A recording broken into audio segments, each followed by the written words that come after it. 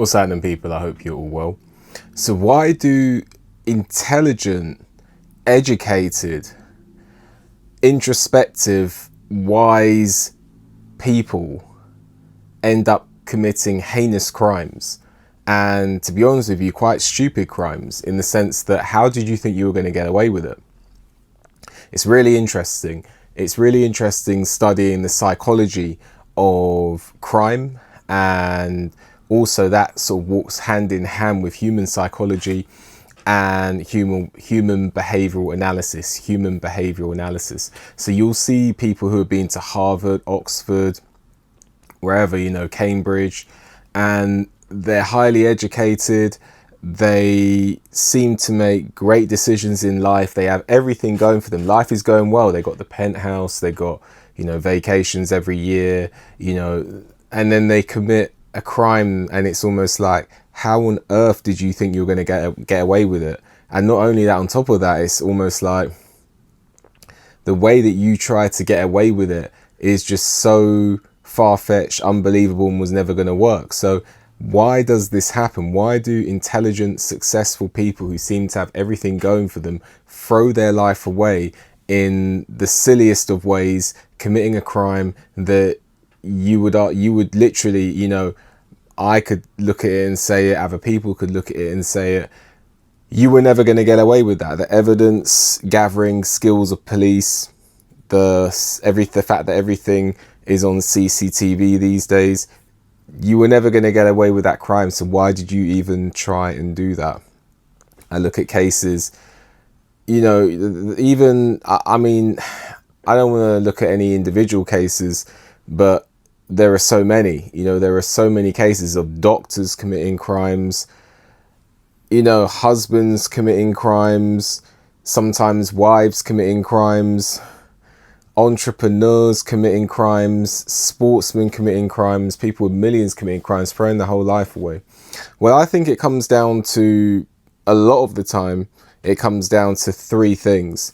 It comes down to love, it comes down to money, and it comes down to revenge. Love, money, and revenge.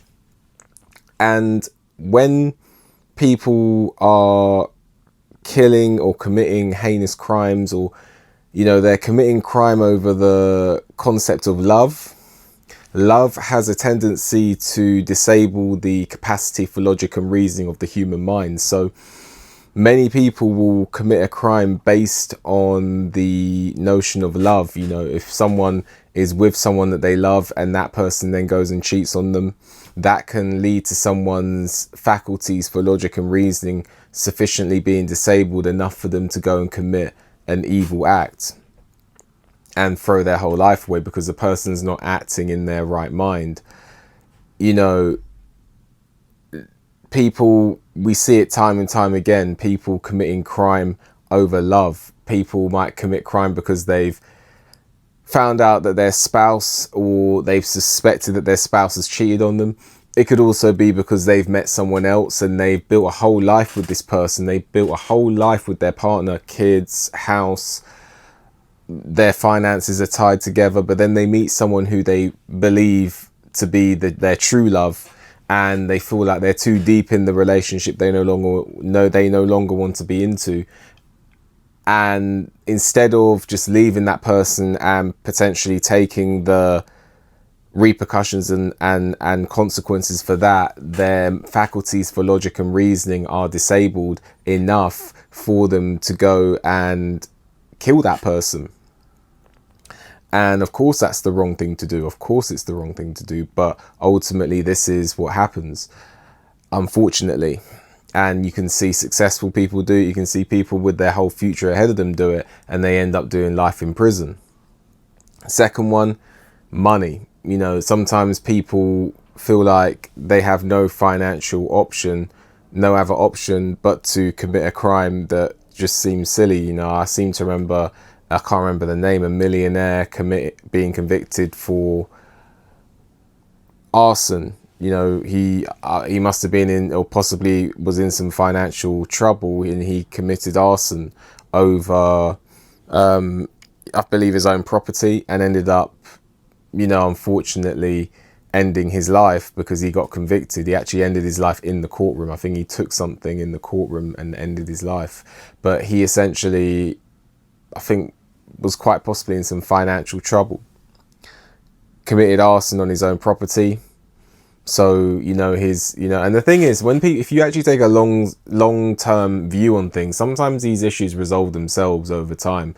Nothing stays the same forever. The universe is in a constant state of change. The universe is in a constant state of change. So that's something to bear in mind for people who, you know, their mind is playing tricks on them, or, you know, they're temptation is leaning on them. But money is often a key reason why people commit crime. And, you know, money, you know, I believe there was another situation with money that's just escaped my mind, where somebody, a police officer in the UK, he was in financial restraint. He was in financial strain, and he actually started blackmailing people for money, and he ended up ultimately losing his job, losing his pension, and obviously can't be a police officer again and end up doing jail time. So that's another situation. A detective in the UK, and there's actually footage of him being arrested, so in the police station.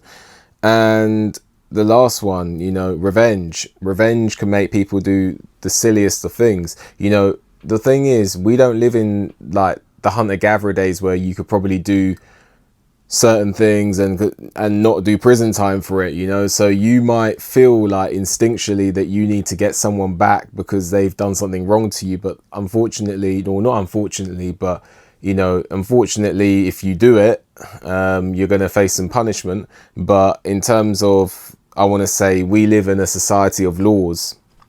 We live in a society of laws, and we live in a society where if you commit a crime, the law doesn't care if you did it due to revenge. The law doesn't care whether you did something because, you know, you felt you were right to do it. The law doesn't care about any of that. So if you go out there and commit a crime against another human being because you feel that that human being destroyed your life, the law is probably going to punish you in exactly the same way.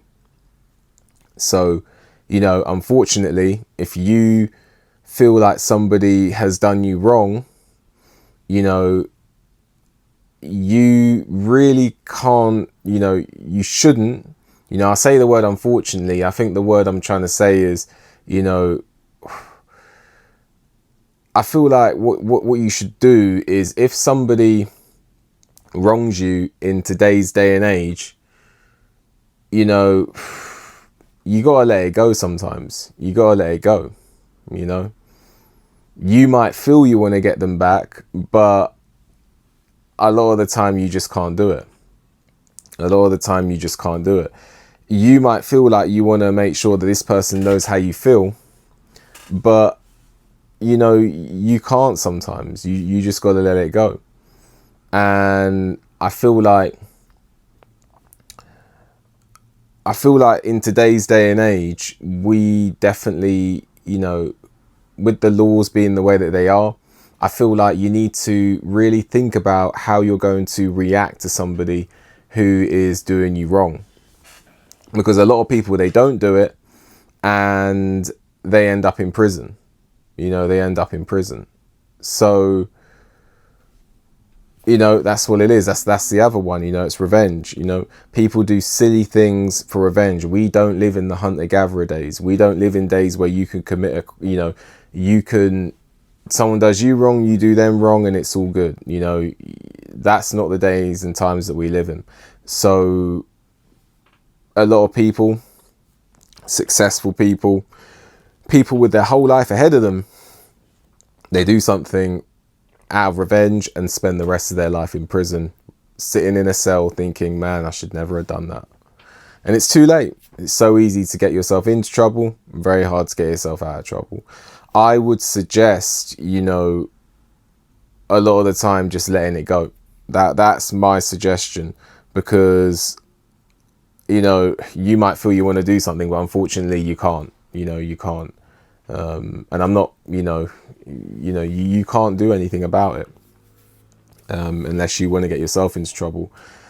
Life has a funny way of swinging in roundabouts. If someone does you something wrong, you may find that people will do you know, some you might find that something happens to them in the future. I've seen it. I've actually seen it unfold. Someone did me wrong a very long time ago, and you know, I've seen things happen to them that have nothing to do with me, and that can often occur in life. But just to round off this video, why do people commit crime?